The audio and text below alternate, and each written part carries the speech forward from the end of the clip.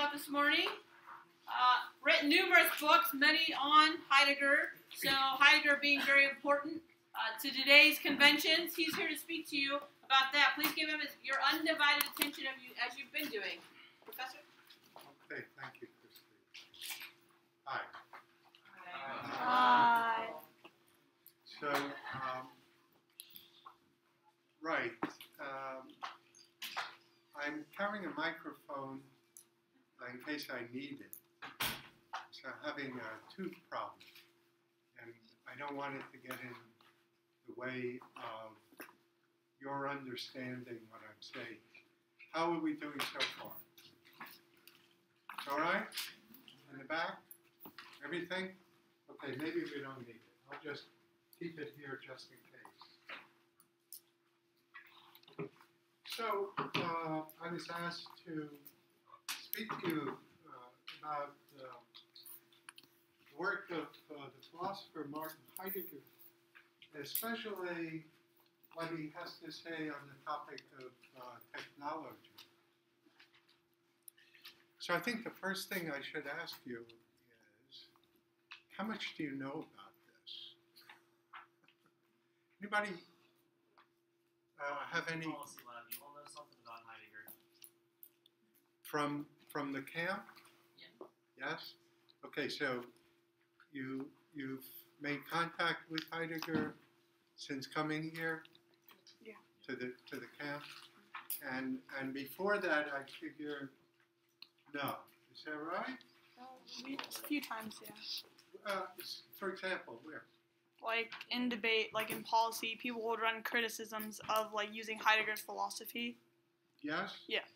So you've encountered it when involved, engaged with debating? Yeah. Did other people also? Handful. So,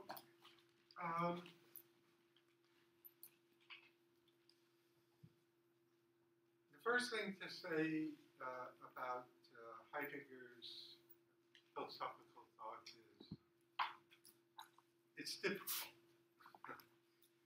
It's difficult for students in college who are majoring in philosophy. It's difficult for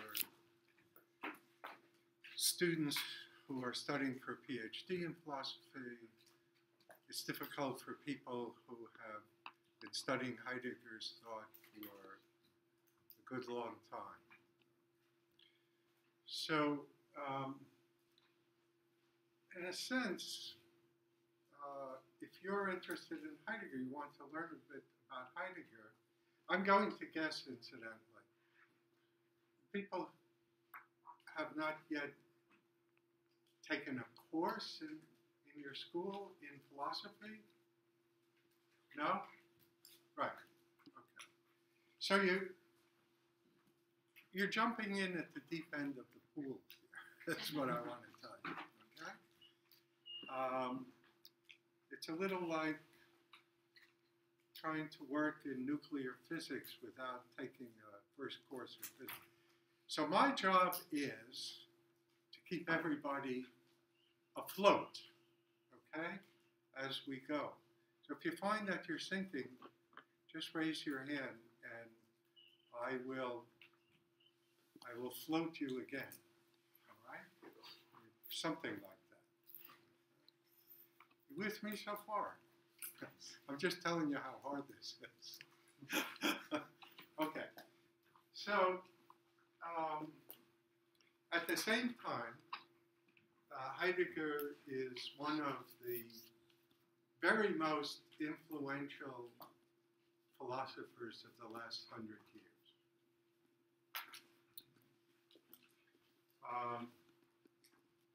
And I've met people from all over who study Heidegger's work.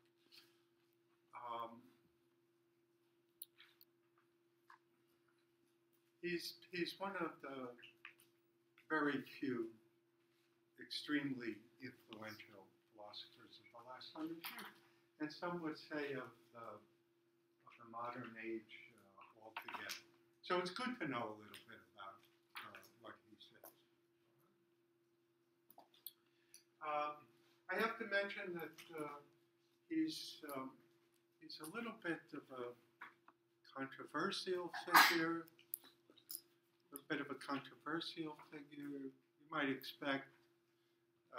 He was a German philosopher during World War II. He was on the other side. And he made some public comments to support the people who were in power then. And that's unfortunate. Some comments that were not very favorable about the United States. So this haunts him somewhat. Although later on, his view of the people who were running Germany at the time changed for the better, we could say.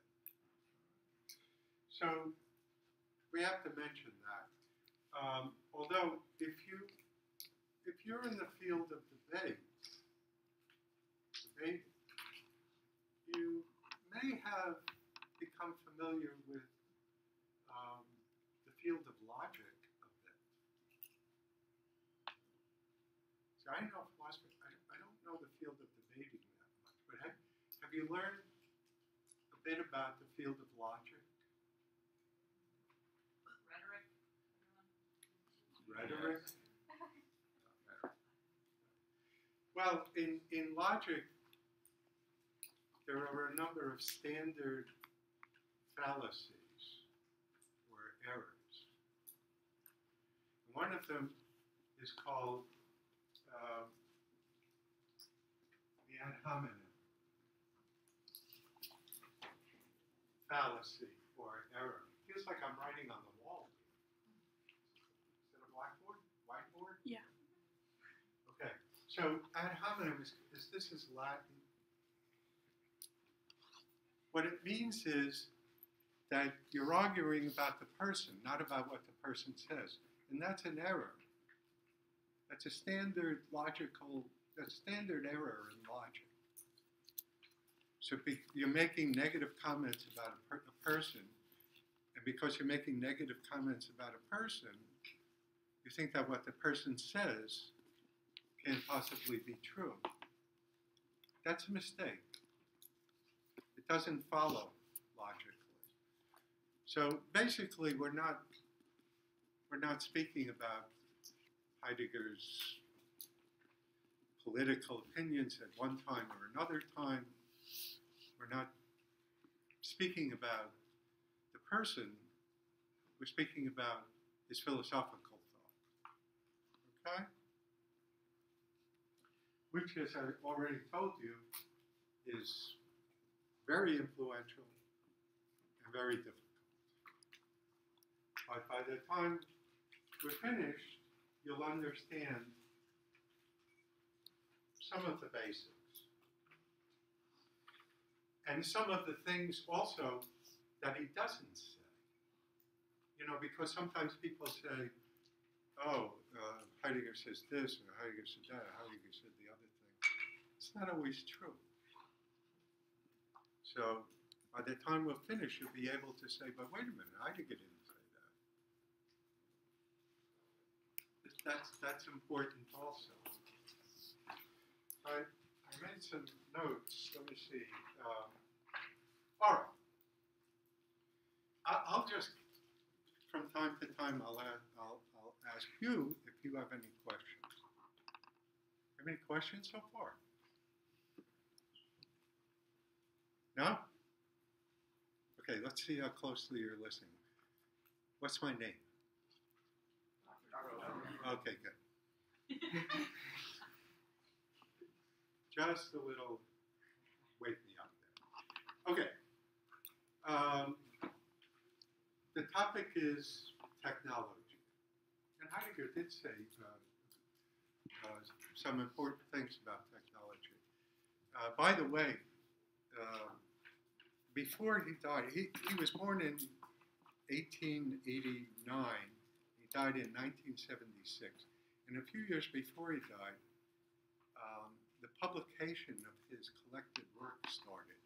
And by now, there are more than 80 volumes of his works. The works that he published in his lifetime, the works that he wrote he didn't complete, his lecture notes for his classes. If you keep good notes, they might be published someday. And so on, over 80 volumes. So there's a lot of it. And he did say a significant amount about technology for reasons that I'll talk about, and it's important. The first point that I want to get across to you is this. Heidegger understood technology as an historical phenomenon. Technology is an historical phenomenon. I'll tell you what I mean by it.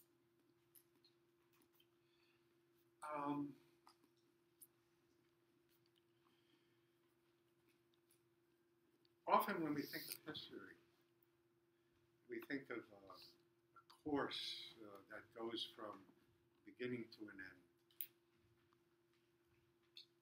And there are steps leading from the beginning to the end. But if you stop and think about it philosophically, right? What is the end of history? Somebody say it? Huh? Just speak up a little bit, please. Now? That seems problematic if there's more to come. Don't you think? I'm sorry? Okay. So here's what I'm trying to show, is that it's difficult to think of what the end of history is. So this means it's difficult to think of history as a type of fixed course that goes from one end to another end.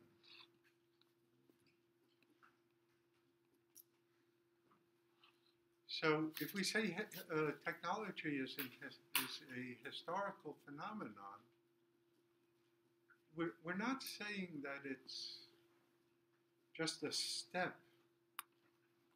in the fixed course of history. And the reason that I'm emphasizing this is because often when we think of technology, we think that it's something that comes about simply naturally, we might say, because it's a step. It's a step in a course that goes from a beginning to an end. But we don't know what the end is, so we can't think of history this way. So technology is not just a step that we could take for granted. And there are interesting questions associated with that. For example, if you look back in history, let's say in the history of what we call the Western world, so it goes back to the time of ancient Greece. And the people at that time made enormous contributions of all sorts. But technology didn't get off the ground. It had to wait for 2,500 years or 2,000 years at least.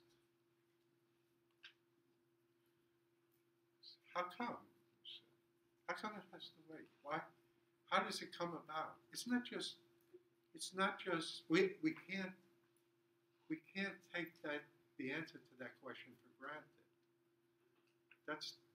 the main point, that there is technology.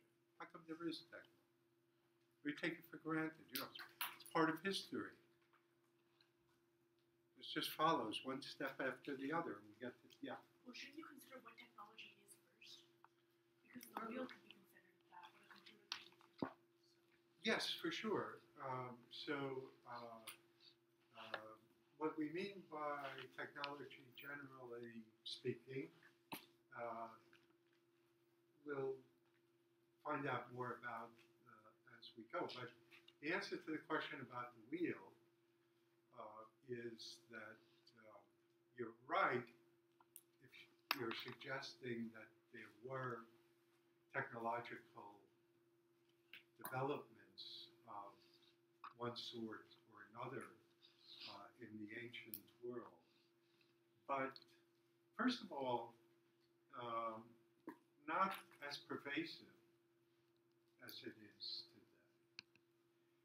And secondly, and this is a particularly important point that I'm aiming at, and that is that technology today is more of a characteristic of the age that we live in. If you go back to the ancient world, you'll find that there are, as you pointed out, there are developments that we can characterize as technological. So the wheel is important, and it's an obvious one. But you can't say that technology was as pervasive as it is now, and you can't say that it was a defining feature of the age.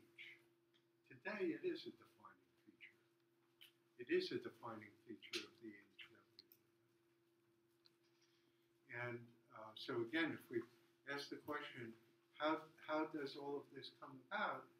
Part of what we're asking is, how does it happen that it is so pervasive and defines the age that we live in? Does that make sense? Yeah, good. It's a good question. Other question. So again, it's like, how does this come about? And how does, yeah.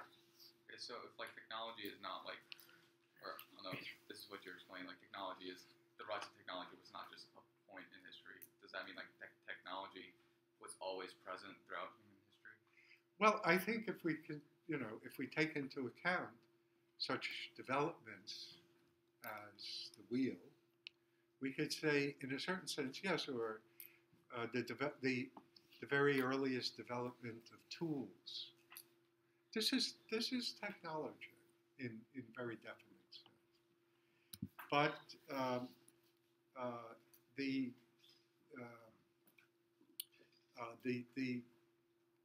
extent again to which it defines this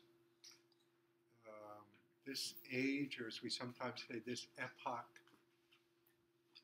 in time or in history, this is rather unique. So I remember somebody once putting it this way, that if you look back in history, you find less and less technology. Some of it's very important, like the wheel, this illustration that we have. Some of it's very important, but still you find less and less of it as you look back historically. And then at a certain point, it becomes so widespread, so pervasive that it's, again, I say, it defines the age in which we live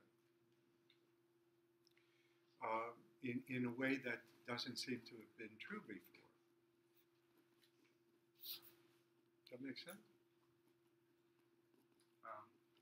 I'm just trying to figure out like what you mean by like what's the difference of how technology defines this age than like how technology specifically defines this age than opposed to how it defines earlier ages. Technology, what I'm saying is that technology does not define earlier ages.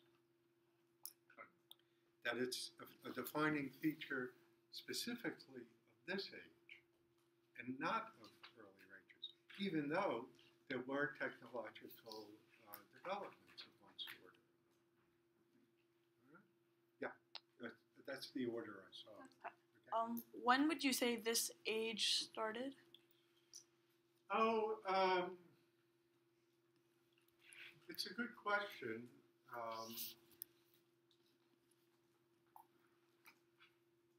In some important ways, it's associated with the scientific revolution, the beginning of modern science. So you say roughly that's about 1600, give or take a little bit. And that's often identified as the beginning of the modern age. It comes along with this. Okay? Yes, I had the same question. same question. Yeah. Yeah. I have a question about like the history. Yes, go. So what frame do you want to like, be focused on, like how we frame history based on like Heidegger's philosophy? We don't want to frame it. So just it's abstract, No, it's concrete. concrete. A frame would be abstract. So it's happening. Well, it's not simply that it just happened, because so far what we have is a question, like how did this come about?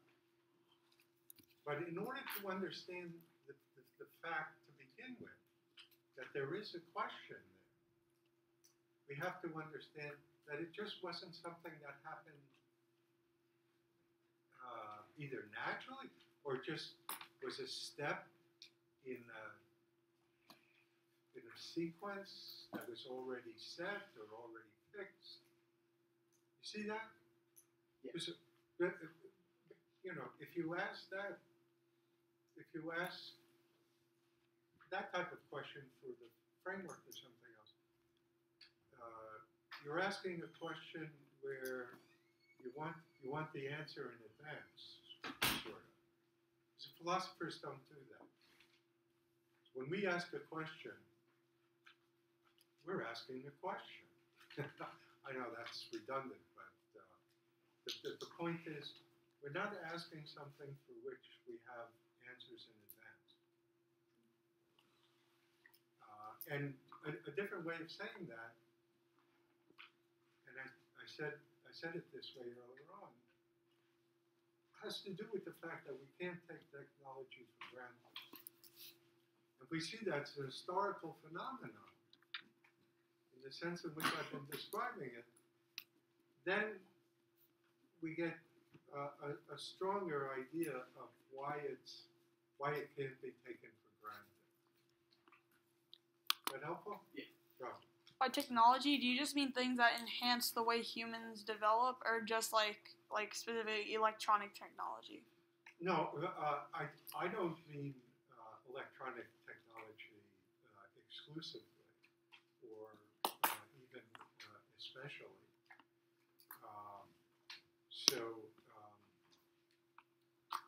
The answer to that part is no.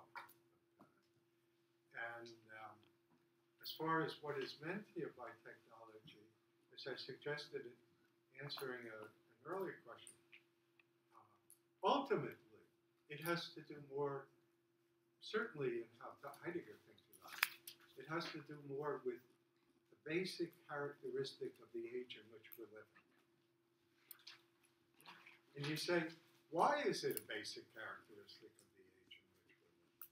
And if you already have an understanding of history as a fixed sequence of steps, or a framework that goes from a beginning to an end, then you have the answer already.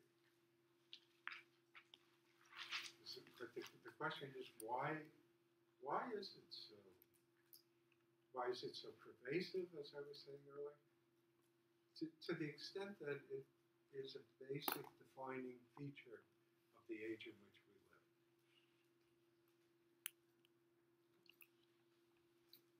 So you might say the question is, why technology? There was a hand over here. Where was it? I saw a hand over here. Go, go. It could have been me.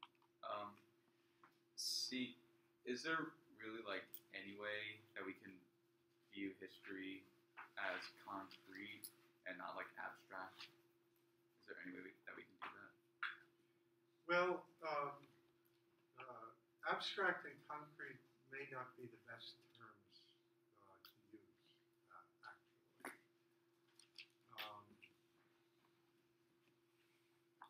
What I meant by abstract earlier on is a notion of as I started out saying, a course that goes from one end to another. The reason that's abstract is precisely because we don't know what the other end is. Regardless of what we know about the beginning, we don't know what the other end is. So, in that sense, if we start out with a fixed framework, the fixed framework is abstract.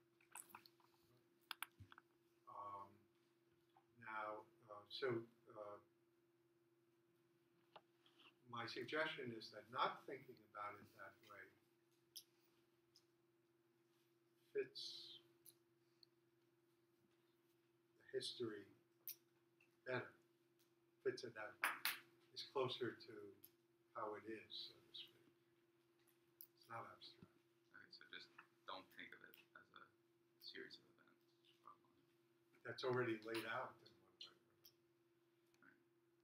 another. And I'm going to emphasize again, what that makes possible is to ask a question like, why technology? Because otherwise we'd already have an answer for it. Okay? What are the harms of having technology being a defining factor in our daily lives? Harms. Okay, let's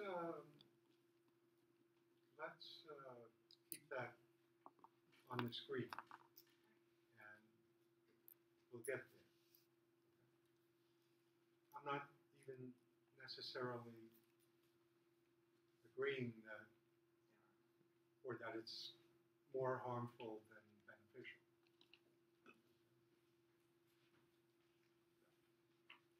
See, we're not even sure what it is yet. But we will learn more about that. If we ask, why technology? Anybody else? Okay, so let's see. Let's see where we are. Okay, so how did it come about?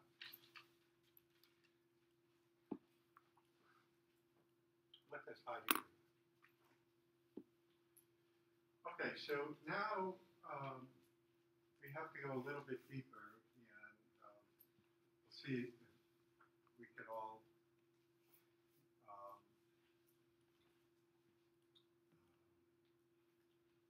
read as we do.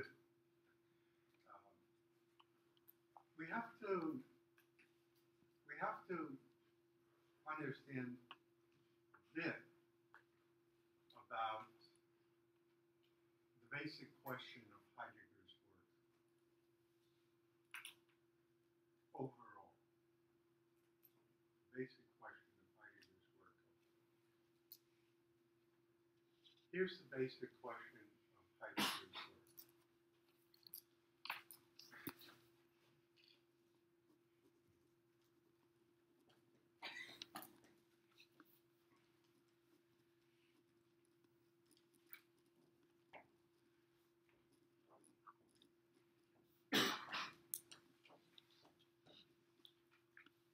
That's it. What does meaning mean?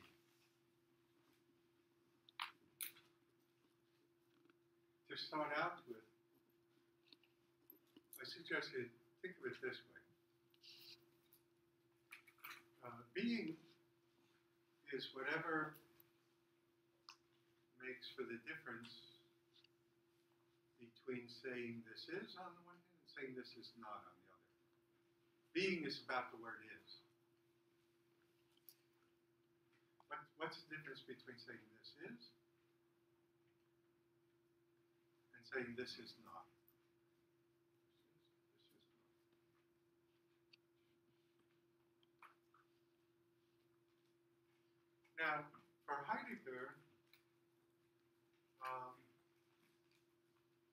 this has been understood differently in different ages. This has been understood differently in different ages. But if we go back in the history of what we call the Western world, we go back to the time of ancient Greece, where philosophy got started. What we find, if we do this with Heidegger, is that there's one basic answer to this question that has always been understood as the answer. Even though in history it's taken different forms, different variations. But the basic answer to this question has been this. That being means presence.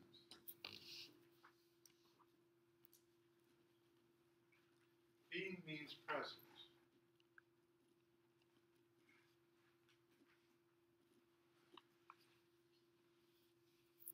Just looking around the high-tech room for a clock.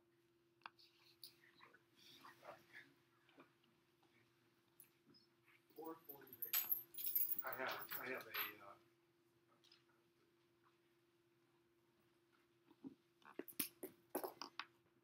turn this on. Okay, give me a second here.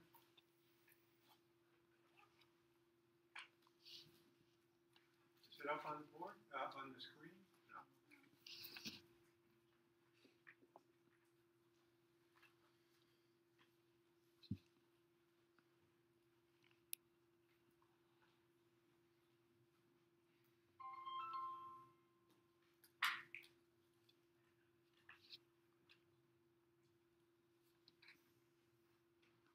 Technology.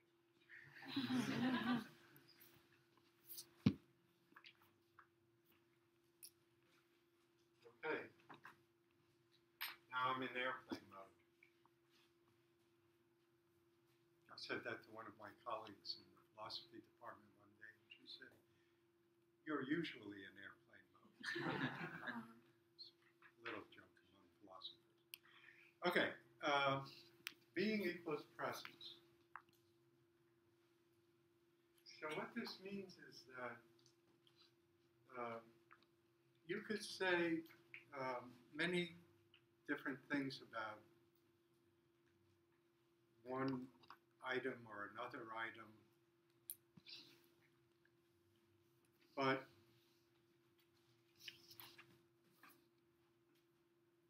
if you want to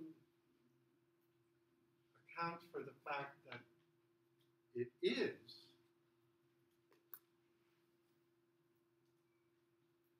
then what's needed is presence. You could describe, let's say, take a chair. You could describe a chair in detail, and in many different ways. It's chemical makeup, its design, its use, and so on and so forth. But if you want to say it is, you need something else. And the is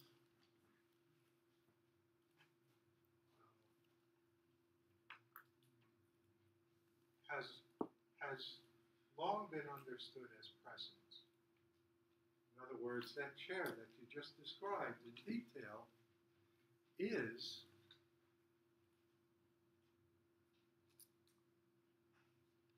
adds presence to it.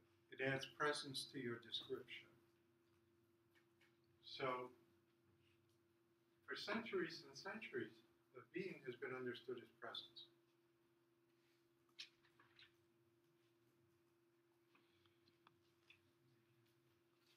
Now, there have been different variations of this.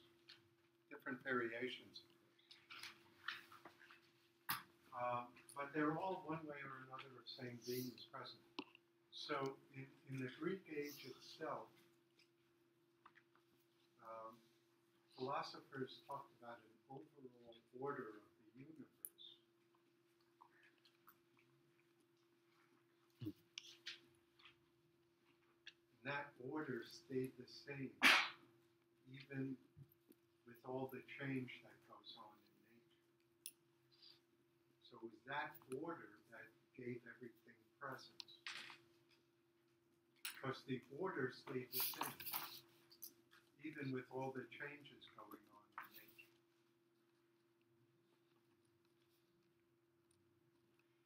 And then in the Middle Ages, presence was guaranteed by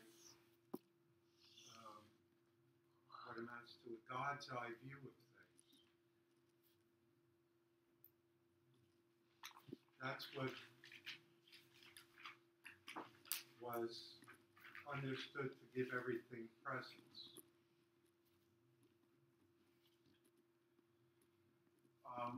And in the modern age, it's human subjectivity. Human subjectivity.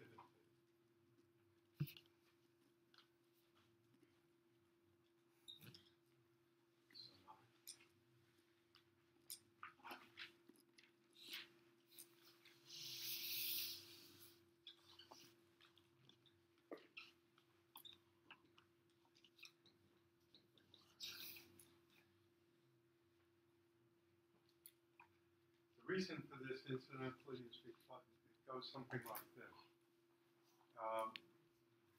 My subjectivity is immediately accessible by me. It's a type of self-presence. It's presence. My subjectivity is immediately accessible to me. It's a type of self-presence.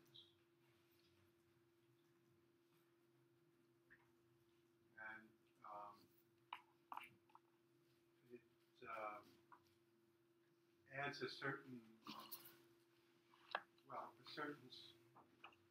certainty about my awareness of myself. And in the modern age, that sense of certainty has to come along with anything we claim that we know.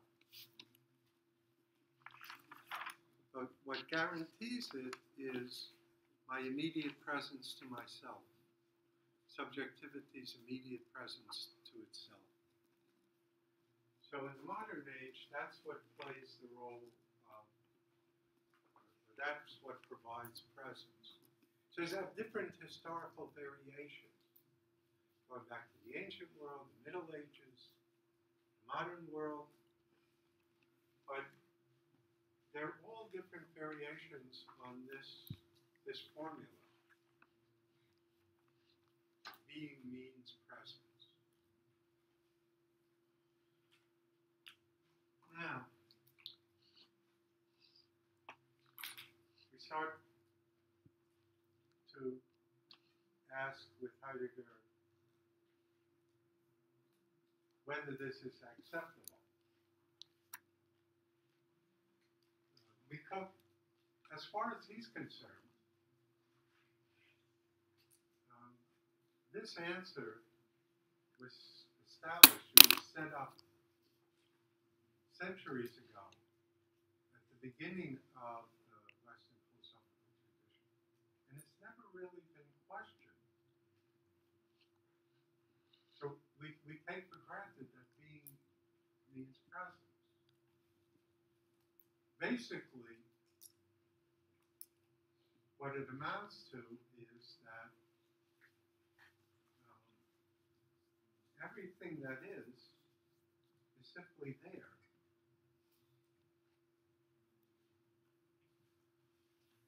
When we come along and we encounter it,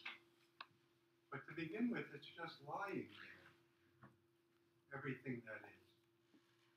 This is presence.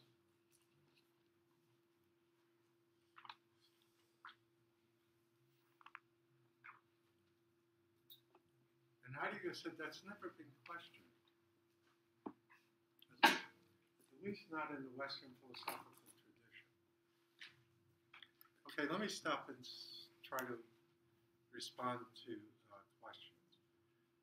I told you this is on the deep side. Go ahead.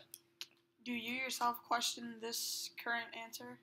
Well, I think that Heidegger's reasons for questioning this are legitimate,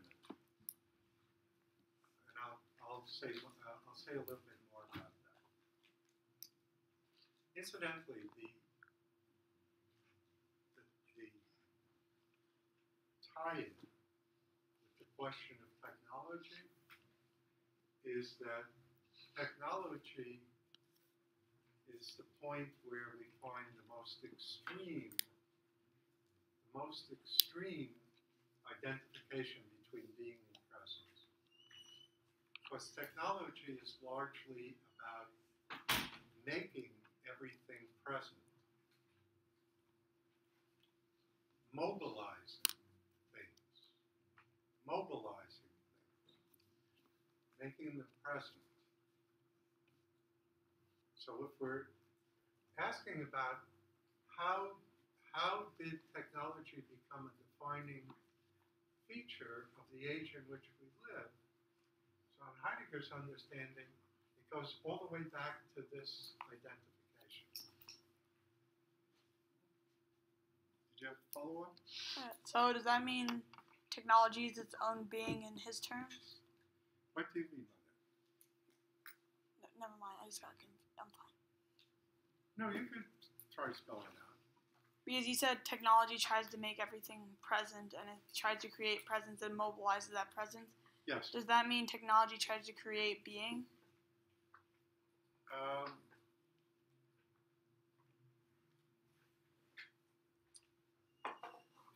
Strictly speaking,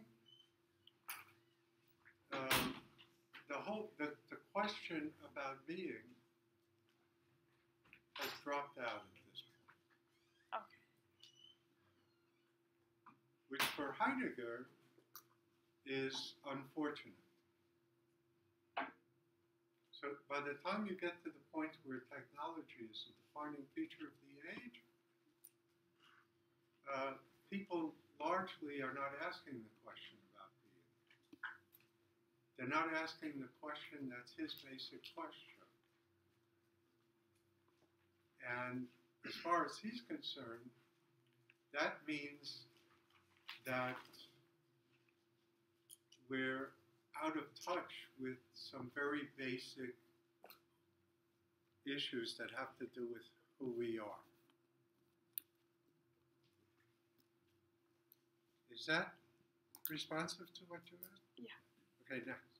Okay.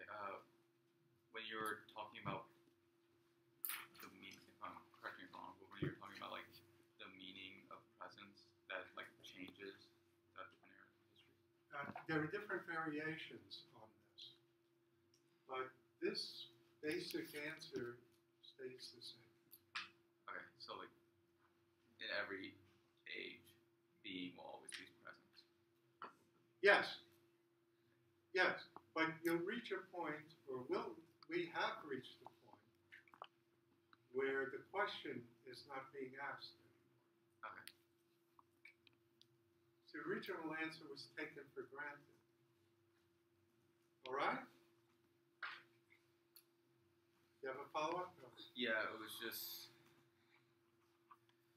about the meaning of presence in general throughout the history. I'm still like a little bit unclear. Like in ancient times, it was believed that presence is consistent regardless of environment. That there's a sense in which everything that is present in a way that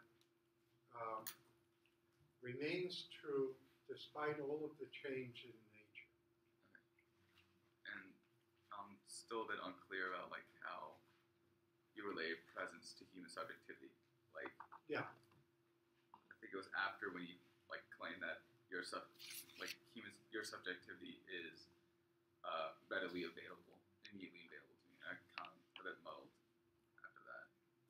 Yeah, it's something along these lines. That if I want to know about this desk, right, I have to work with information I get from my senses. But if I want to know about what I'm thinking, I have immediate access to it. I don't have to go through any detours. Okay. So, do your thoughts have being? In a sense, being is attributed to the mind. So we say that the mind is. Okay, but thoughts are just part. Our content of the mind. Okay, so they're part of the mind. Thoughts are part of the mind's being. Or content of the mind. Okay. Content of its being. Thoughts are content of the mind, and the mind is. So the mind is means that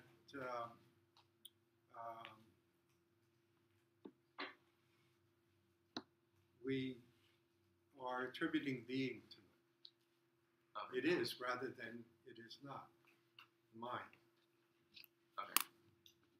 But the crucial point where presence is concerned is that I have immediate access to my own mind. I'm present to myself. That's presence. Okay. Okay, go. So in debate this next year, we're going to be talking a lot about how technology and the environment interact as well as with being, and we're going to be talking about it from Heidegger's viewpoint. And I know I speak for quite a few of us in this room that we have, I guess, just a really basic understanding of like ontology and being, as well as like standing, reserve, and be stand. So I'm wondering what Heidegger would say about technology when it comes to its interaction with the environment, and how, I guess, we try to take advantage of the environment through the use of technology. Right. I'll take one more step here, Yeah, and then I think I'll get to the types of questions that you're asking, as well as the question about harm. Okay? All right. Now,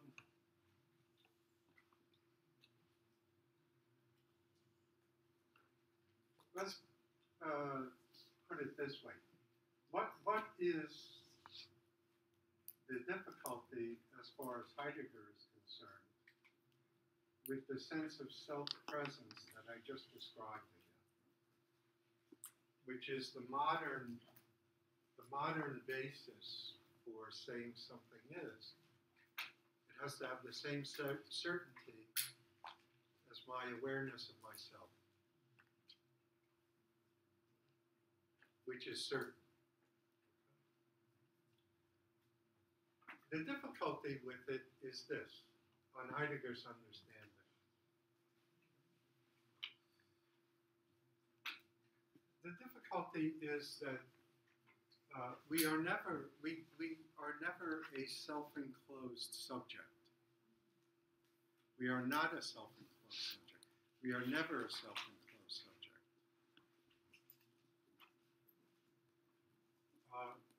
To use the famous phrase that Heidegger introduced, the human being is always already in the world. The human being is always already in the world.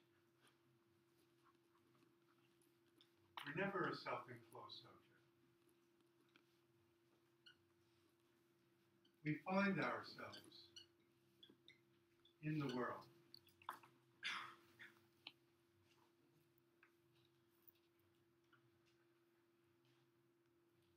Now, when he says this, he has a specific understanding of the word world. here's how it works. He asks the question, if we were not here, would there be world? Well, he says maybe there would be a tree, and maybe there would be a river, and maybe there would be a mountain. But what about world? Because presumably the tree doesn't have a world, the river doesn't have a world, the mountain doesn't have a world. But we have world. We have world. And Heidegger says, we always already find ourselves in the world. In other words, world on the one hand and we on the other hand go together, come together. As soon as we're here, there's world. In the sense in which I just described. So does that mean in his way of thinking, if like one of us was not here, then there's no way to predict what would have happened if one of us wasn't here? It's a completely different scenario if one of us was not here. It's a completely different world, and the world is ever changing. The idea is that you find yourself always already in the world. I find myself always already in the world, and so on down the line. We never find ourselves as self-enclosed subjects that are detached from the world. Or another way Heidegger has of saying this is, we're always outside ourselves. We're always outside ourselves. We're always outside of ourselves. We're always in the world.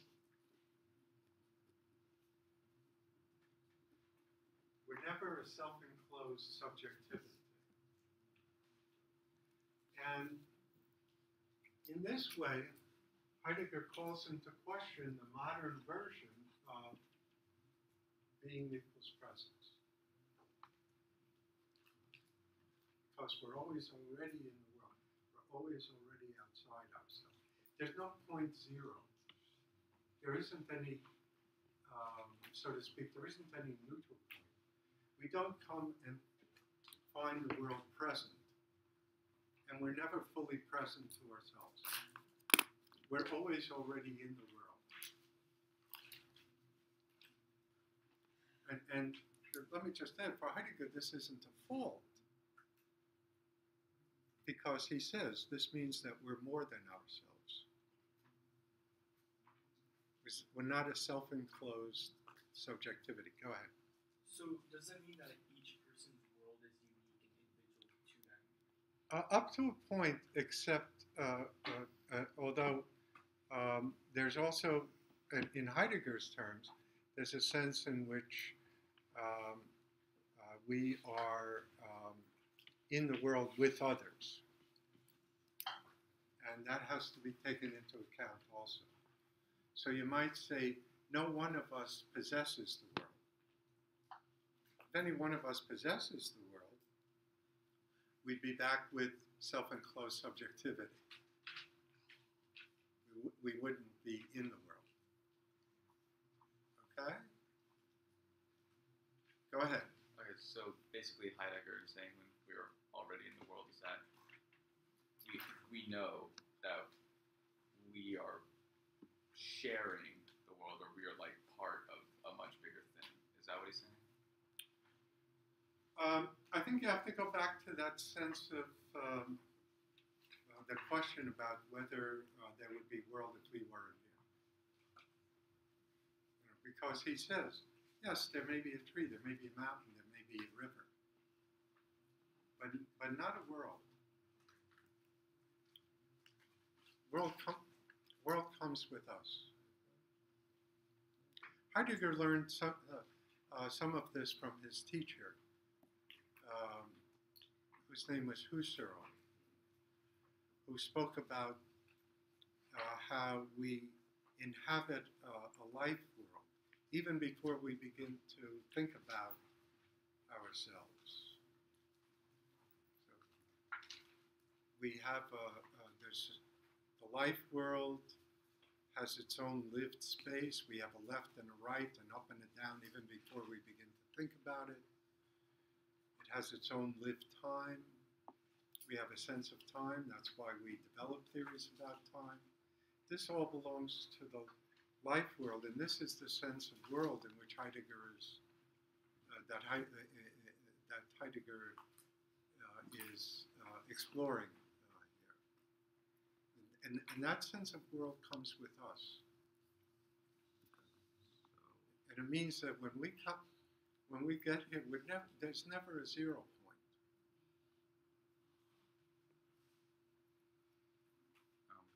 Do you mind asking what do you mean by a 0 point? That we would occupy a type of neutral, self-enclosed position over against the world, which would simply lie there outside of us. Okay. So we're never separated. Fine. Okay. So I have just to make sure I'm following along correctly. This is just a basic phenomenology question, right? So if a tree falls in the forest and there's no one around to hear it, Heidegger wouldn't say that it makes a sound. No. The problem with that is you're posing the question, you're framing the question in a way that already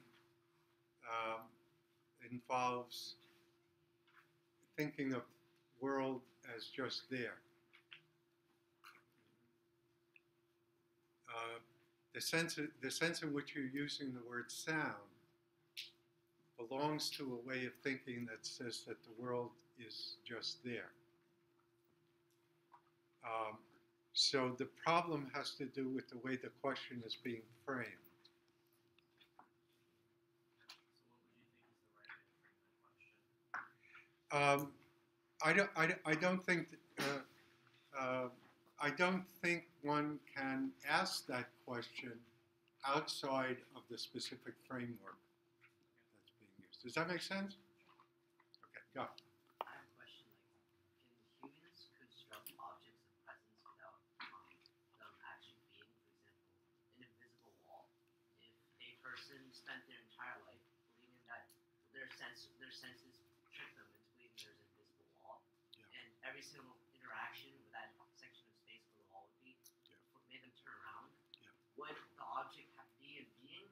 So even though it has no presence except in the person's mind, would it have being? It could, in a specific sense. Okay? So Which would be different than, let's say, a chair or a table. So would it have being inside of the world or just inside the person's mind? No. It would be a feature of the person's world. It could be an imaginative feature of the person's world, or it could even be fantasy, but it's still a feature of the person's world. Does that help? Go ahead. In this sense, how do you define a world? Okay, first of all, let me step back from the question of defining. Since we're working with Heidegger, his primary interest actually is not defining. His primary interest is showing.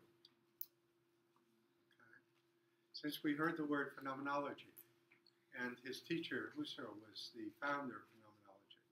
Phenomenology is mostly about showing instead of defining. I once had a friend who thought if he memorized all the definitions in the dictionary, that he would know everything. It doesn't work that way. You might not know anything. So again, what's crucial for Heidegger is showing, and that's why he uses that question, would there be world, to try to point up or point out to us what's meant by world. To be a little more specific, it has to do with a context of meaning, a context in which things mean this or that. Okay?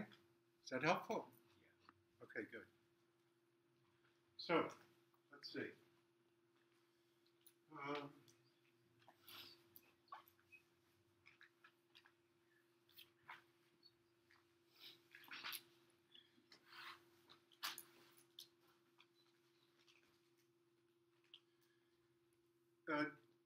Christy, do you normally go without a break?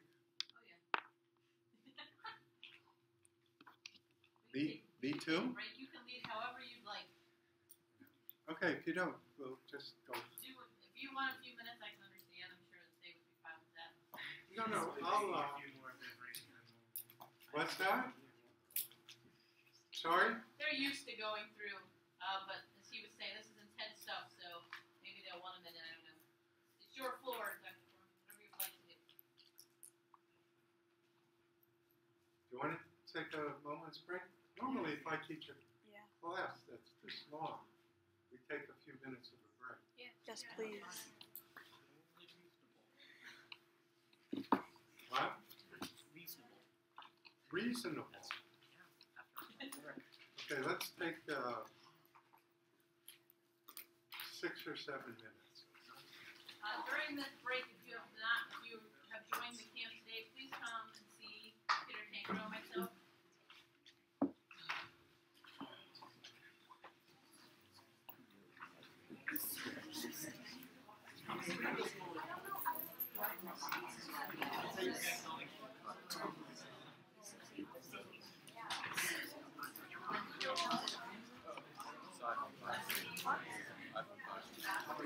It's like 5:08 and stop until 6 o'clock.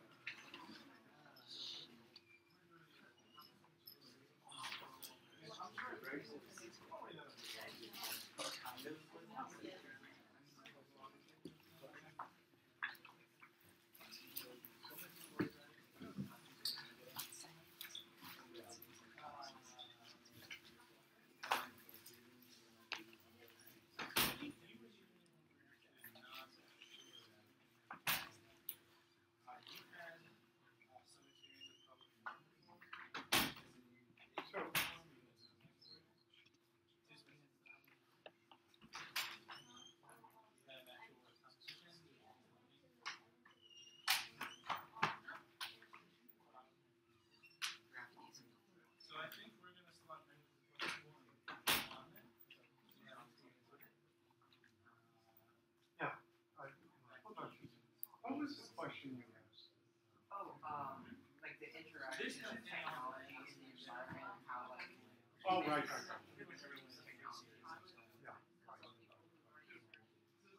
We do all of it. It has to do with the question of nature. Yeah. 7. Other philosophers or literature for you to figure like a better No, you're understanding and where you get to. Okay, so normally on. The source that I recommend What was your question? generally No. or secondary discussion of philosophers. It's online. It's good. It's really good for Stanford Encyclopedia of Philosophy.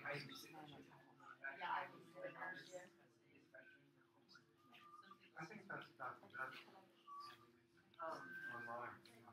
I guess not right now, but like maybe. Excuse me, I wouldn't recommend. I understand. Unfortunately, you are the one who closed up. I'm really confused by metaphysics. I'm extremely confused by that. No. And maybe like towards like Oh, man. way at the end you could explain it. Like Okay, ask me at the end. yeah. But I also.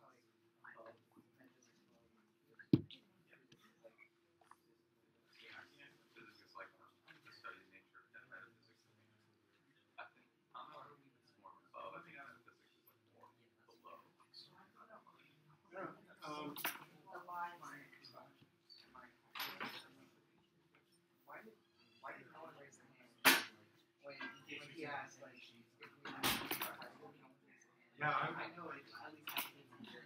We had a lecture 2 days ago on it. I raised my hand. Basics. His name is Isaac Brown. He's one of the students. Oh, okay. I think I have it, yeah. Your metaphysics question. When I was talking about the order of the universe that stays the same despite all the changes in nature, metaphysical order.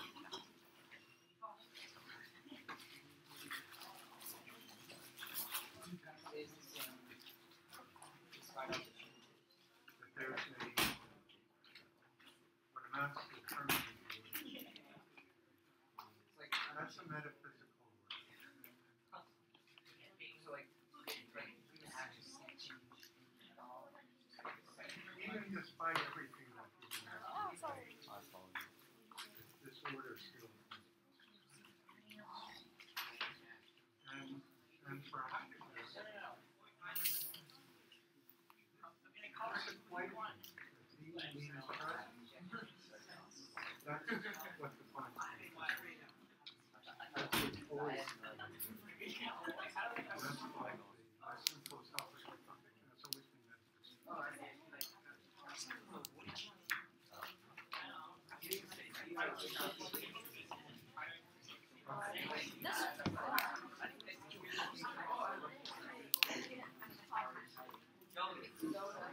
Do you understand how this philosophy stuff works? Yeah. Good job. Would you like me to explain? You're a professional. And like, Would you like me to explain to you? can you explain to me like the human subjectivity? It's like I exist because I am in my mind. Yeah, the only reason like you feel like what you are is because like your mind thinks that. Yes. So basically, the only reason is basically outside of like this room that we're in right now, because you see it in your mind, you're thinking about it right now. Yeah. Like nothing else exists outside. It's like metaphysical stuff. All right. We could go further. You'll understand more now I'm going back to it. because you stretched your mind to take in what I said earlier. You know the saying, no pain, no gain? Well, it works for the mind. Stretch the mind, strengthen the mind. And then what comes after that is easier. Just like it's easier to lift, to do heavy lifting after you practice. All right. Now,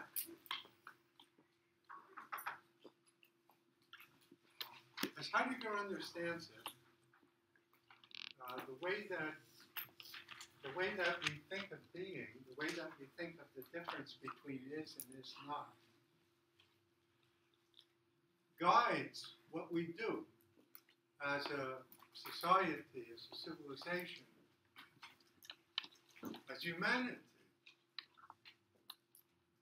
The way that we think of being, the difference between is and is not. So, since for centuries we've thought of being as presence, this is what guides how we operate, in the world. And ultimately, you could say it's what's behind the technological way of operating in the world.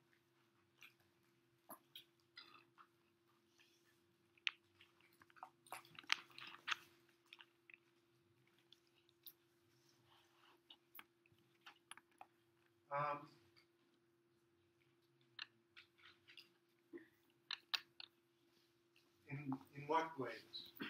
In what ways? Earlier on in a question that was asked over here, you asked a question. You mentioned a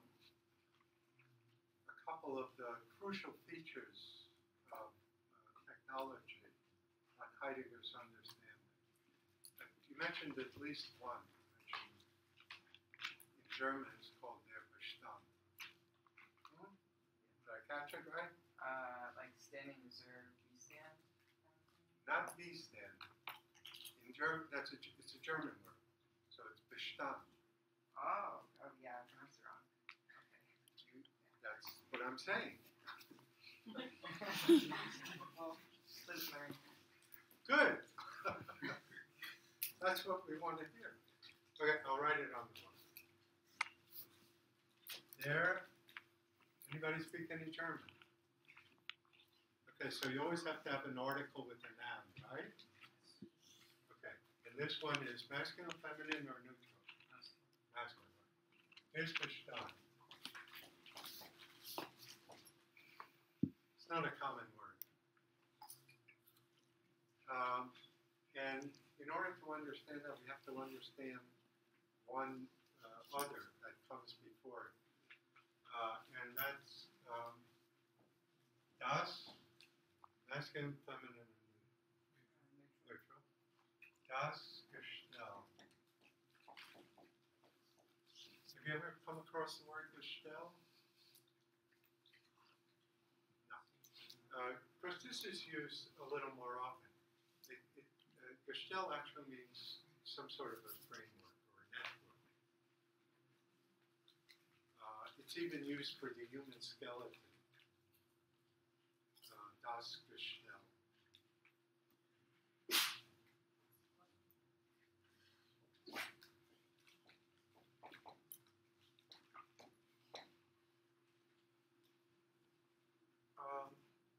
So here's how it works.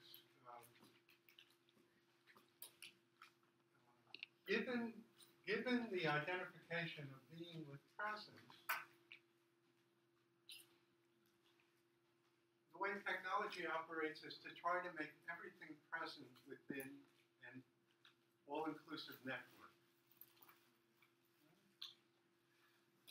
Make everything present within an all-inclusive network. That's what I meant when earlier I used the word mobilize. Everything is supposed to be mobilized within call it a technological network. And in that way, everything is present. Everything is present, everything is available. That's the network. That's das Gestell, as Heidegger. And this goes back. Maybe you could see it now. This goes back to identifying being in presence.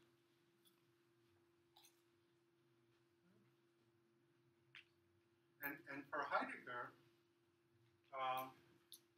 what we're describing now, this is the most extreme point in the identification of being in presence. So that this virtually, this activity of making everything present within an all-inclusive network, this overrides everything.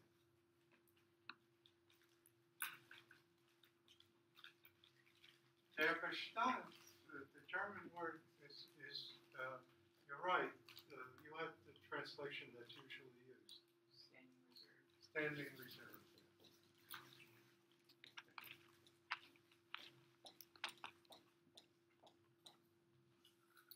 In other words, everything is mobilized and ready within the all-inclusive network of technology. And again, I say, hopefully you could see, at this point, you could see how this, in effect, it comes from identifying being in presence.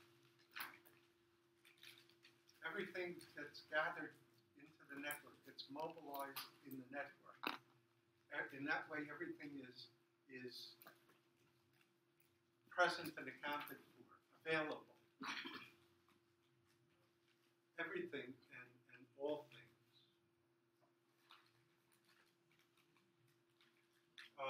And now we come to the question about harm.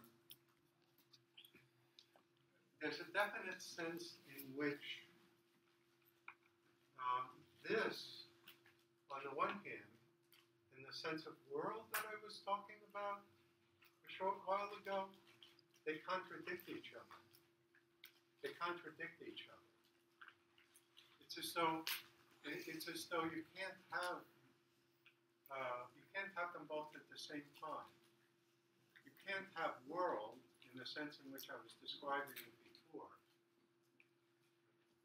The way that we and world go together. We and world come together. When you have one, you have the other. You can't have world in that sense. Or again, as I specify as a meaningful context. If you can't have that, if the network is what's most important, if that network is all-inclusive, and if the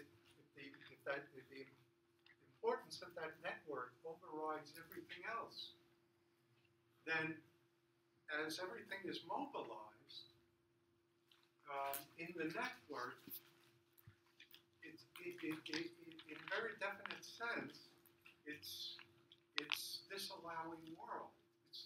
It's even Heidegger says it's doing injury. It's doing injury to the way that we, first of all, inhabit the world. And by first of all, I'm not speaking about cave people. I'm speaking about us. To begin with, we're in the world. We have a left and a right. We have an up and a down. We have a front and back. Before we even think about space, we have a sense of time before we make up theories or develop theories about time. We inhabit a world. But if the network is what's most important, mobilizing everything for this network, then what we're doing, so to speak, disallows world, or it does injury to that context that we call world. And on that point, Heidegger's not the only 20th century thinker to say as much. And you could take a philosopher who comes from a rather different tradition, still a living philosopher's name is Habermas. Anybody ever come across Habermas? Well, he says something about how technology can distort, it can injure the world that we inhabit first as human beings. Habermas never liked Heidegger's stuff very much. Not everybody does, but they agreed on this point. They agreed on this point. Do you follow what I'm saying there about injury?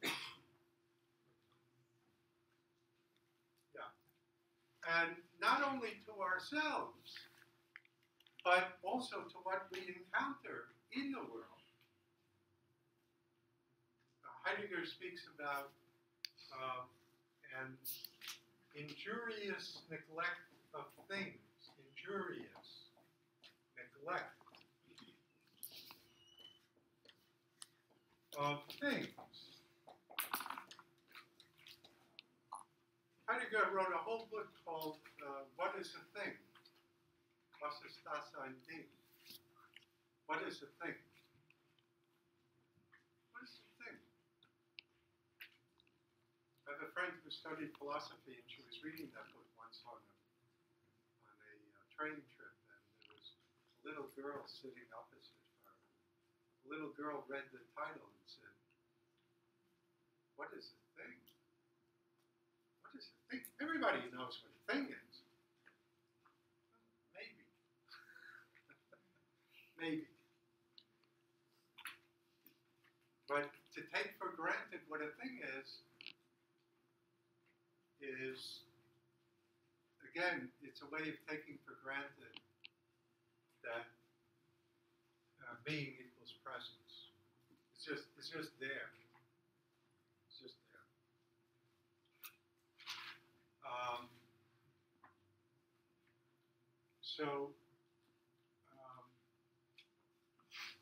Right, injurious neglect of things,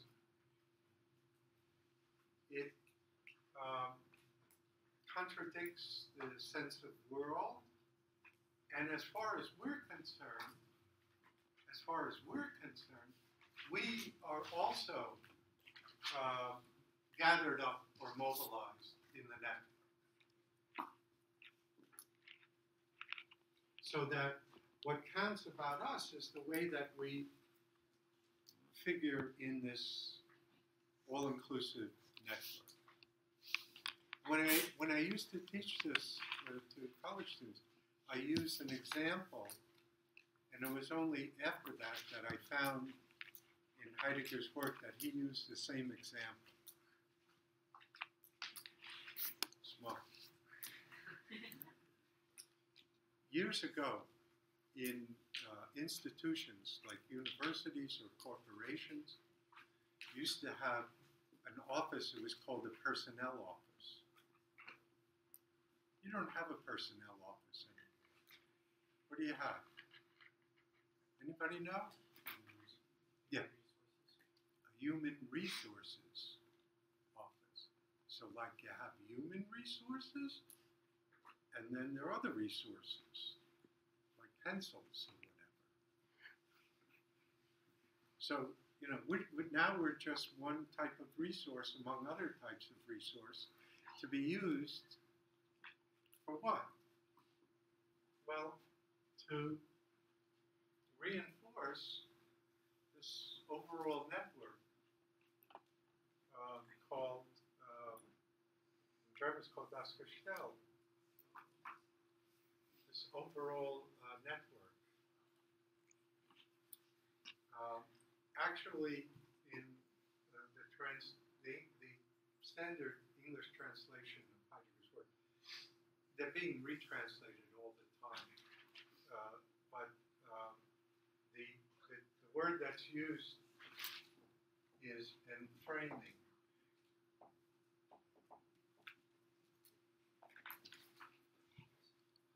Same idea.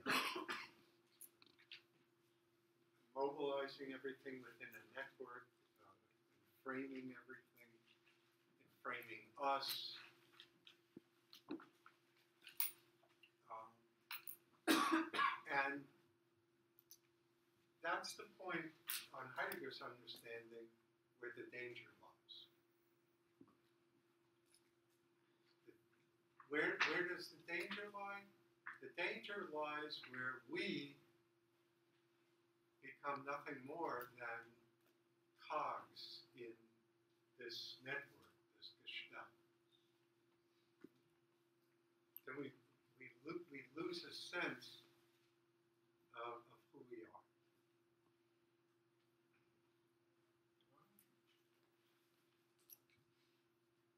How's that? You follow this? I told you, once you did that lifting with the being, you were able to understand it. And it goes back to, this goes back to the identification of being and presence.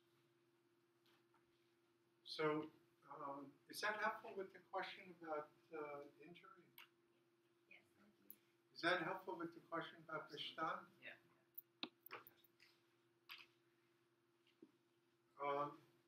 Now,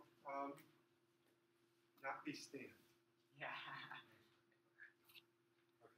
Okay, just teach. All right. Now, what Heidegger does himself is he tries to probe in the philosophical tradition for other possibilities, for other possibilities. Okay? And I'll tell you about one important discovery on his part of another possibility.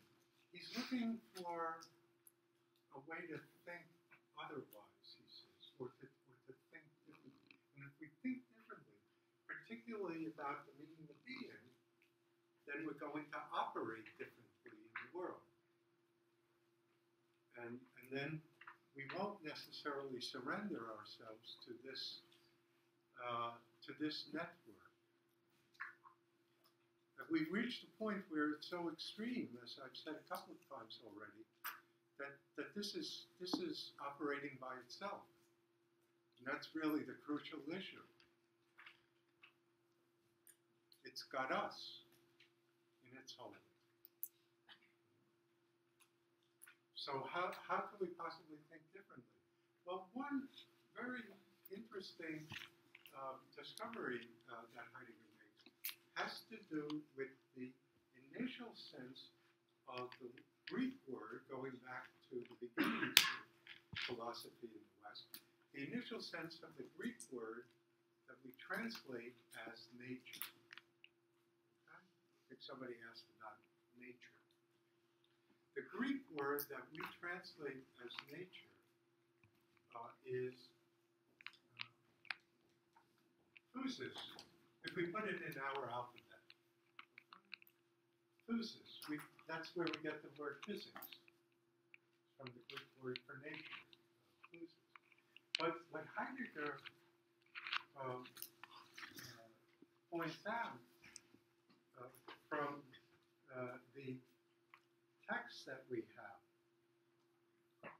written back then is that this word originally meant something along the lines of emerging or emergence.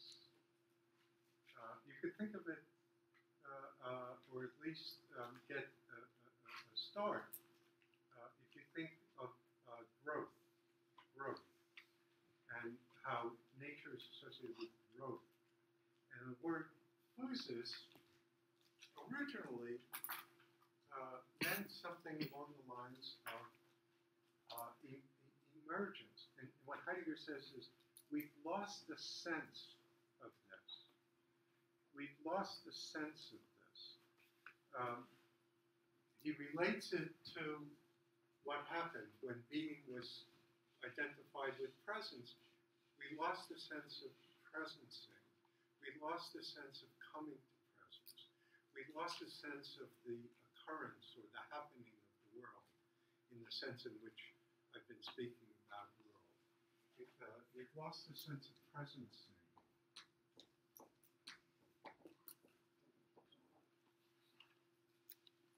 Coming to presence, emergence. We don't allow for this because we're so caught up in the activity of making everything present, of installing everything and everyone in this all-inclusive network, making it all present. So we've lost the sense of presencing, coming to presence, the occurrence of the world, the happening of the world, the coming about of world in the sense in which I've been describing. Yeah. So just what you said, Heidegger was focused, I believe you said, on the process. In this way, we've lost focus on the process. I would call it, instead of process, I like to use the word dynamic. And the reason for that is process suggests something along the lines of what I started out today, in my description of our sense of history. So it goes from one point to another point. It's already laid out in advance. So it doesn't give you that more radical sense of something happening or occurring. Heidegger has in mind here. So I use the word dynamic rather than process. So it's after that dynamic happening of the world. He's digging down beneath our current experience to look for something more basic. And actually, he detects this in the early sense of the word physis, which we translate as nature. What do we translate as? What do we usually think of as nature now? Well, if we're exclusively scientific minded, then we think that the formulas that science has come up with, that's nature. Science tends to reduce nature to formulae, or formulas. But for Heidegger, there's a deeper, there's a more radical sense of nature, and it has to do with physis as emerging, or coming to presence. As I said, you could get a start on think about growth. So you can grow, emerge. So what I'm talking about at this point is something that a direction that Heidegger proposes. Now, it's not a question of Heidegger just thinking that technology is doing harm in this way, is doing harm in that way, but he proposes something based on a deeper sense of who we are and how we are in the world. How we are in the world. Not just that the world lies there in front of us, so that when we get here, we encounter it, and it's at our disposal. It's at our disposal, then we'll just find ways of installing it in the overall network, you see, if the whole world is at our disposal. If nature, if everything that is just is there, it's present at our disposal. So in this way, Heidegger digs deeper for another possible way of thinking based on a deeper level of our experience. I remember when I first learned about Heidegger. When I was in college, I learned from a man who was one of the Americans who first went over to listen to Heidegger lecture after World War II. His name was John Wilde. I could still hear his voice all these years later, after I was in college, which was about 9 years ago. And there's a story that goes with that. I had a student once, she's now a professor, she's a philosophy professor.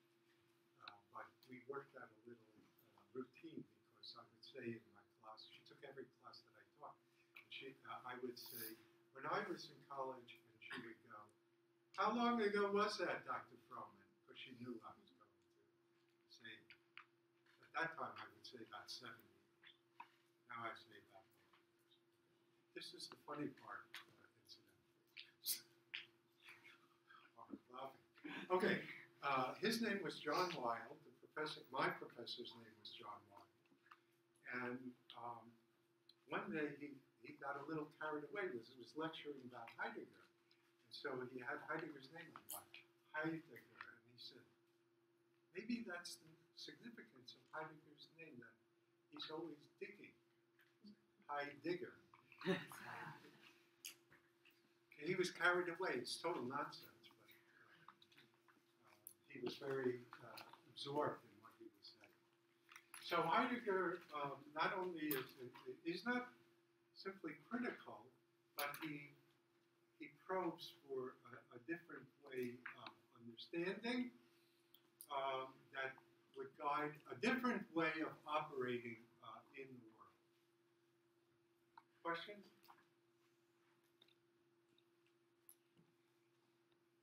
No? Okay.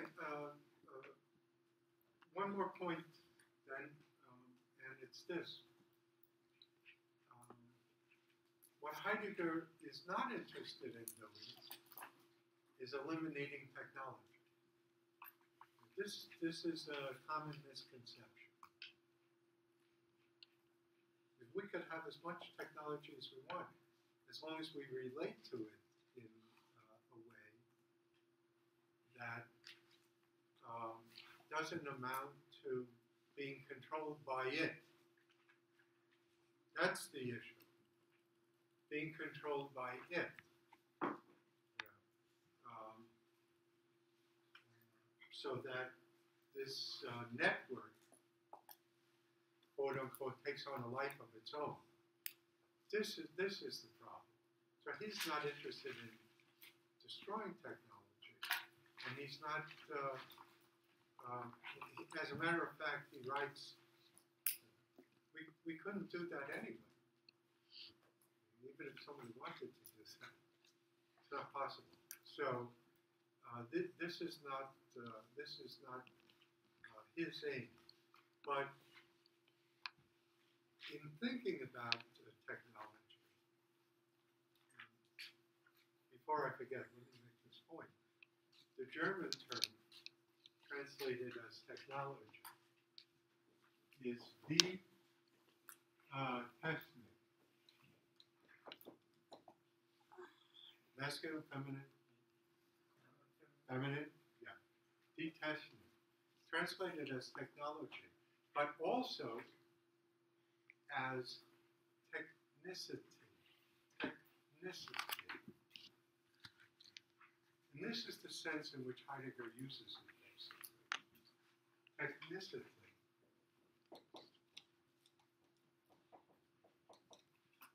Technicity. This relates to what I said early on this afternoon, namely that what we're talking about basically is a defining feature of the age in which we live. Technicity is a defining feature of the age in which we live. I'm not talking specifically or exclusively about technological devices or apparatuses of one sort. I'm talking about a defining feature of the age in which we live. And where Heidegger is concerned, technicity has, it's taken on mythic proportions. It's like the myth of our age. And what all I've told you about, everything that he says about it, is aimed at is somehow getting a hold on this so that we're not, so to speak, led around by the nose by this mythology of technicity. But not to eliminate it, not to destroy it.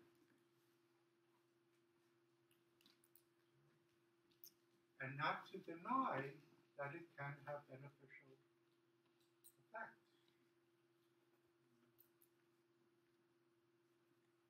You follow?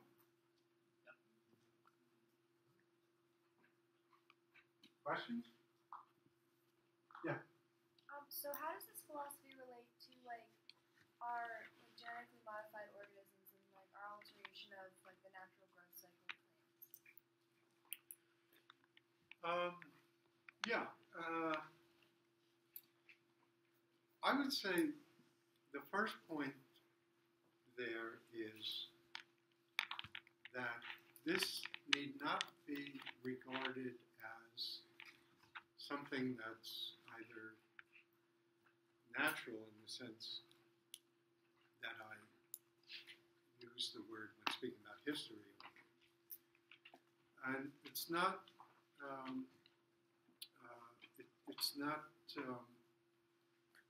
required, you might say. In other words, that we ought not to look at this and say we're going to do it because we can do it. That there's more to be thought about there. And maybe,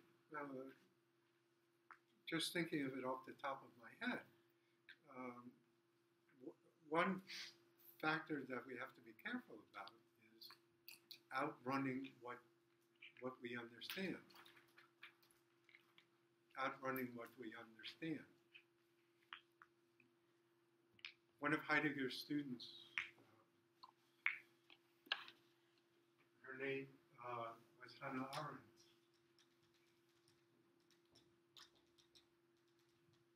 She wrote a book, she wrote a number of books, but a book called The Human Condition.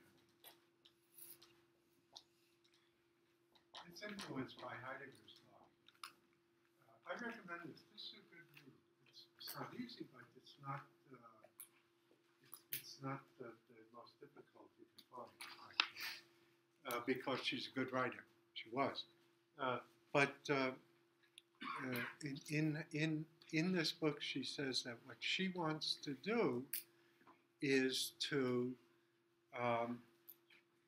encourage that we think what we're doing. That we think what we're doing. And in a way, with all of the questions related to technology, that's what Heidegger wanted. That we should think what we're doing. Which means, among other things, not just do it because we can do it.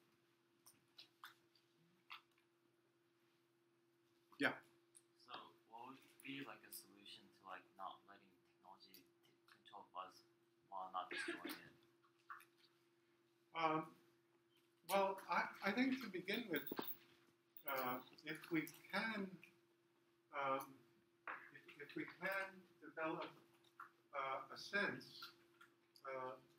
that we lost somewhere along the way of world as Heidegger describes it, and of the emergence of world, and of the sense in which this goes hand in hand with who we are, if we could do that. And one area, let's say, of activity that he turns to for help, actually, is art. And he points out, interestingly enough, that the word that we get technology from is the Greek word that means art. The word is techne.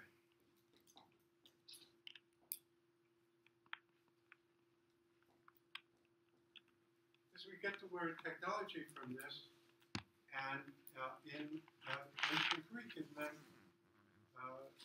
art. So he looks to art for developing a type of sensibility, you might say, to the world, and encouraging that. So that's one possible source of help. What forms would this art take? That's a very interesting question. Will you be here in the fall? I will not be. Okay, because I'm teaching philosophy of art. Okay. I was going to invite you to that. But anybody going to be here in the fall? Sign up. Sign up. It's a very good question. He was mostly interested in poetry. And the possibility that the poet can bring into words an experience that doesn't allow itself to be mobilized by Finnish death. He thought it's possible that there would be such a poet. He had his own favorite from the 19th century, the poet Heidegger.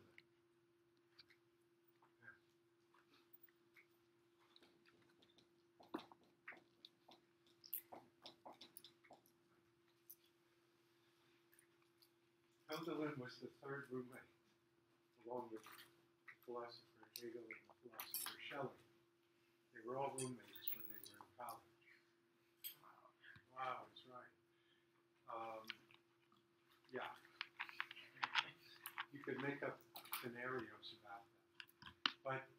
Hölderlin was Heidegger's favorite poet.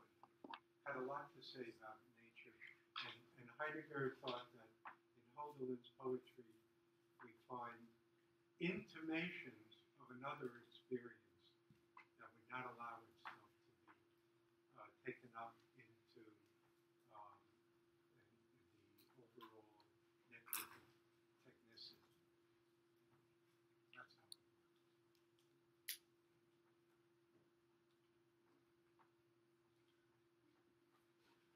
So,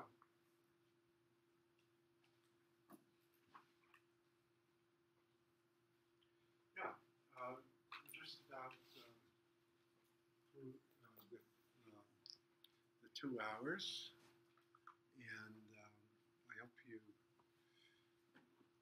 I hope that will hold you for a while, is what I want to say.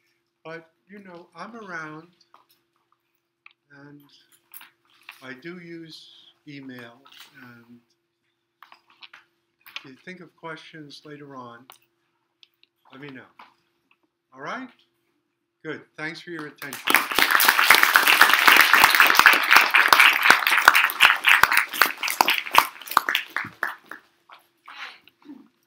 Computers, head down here.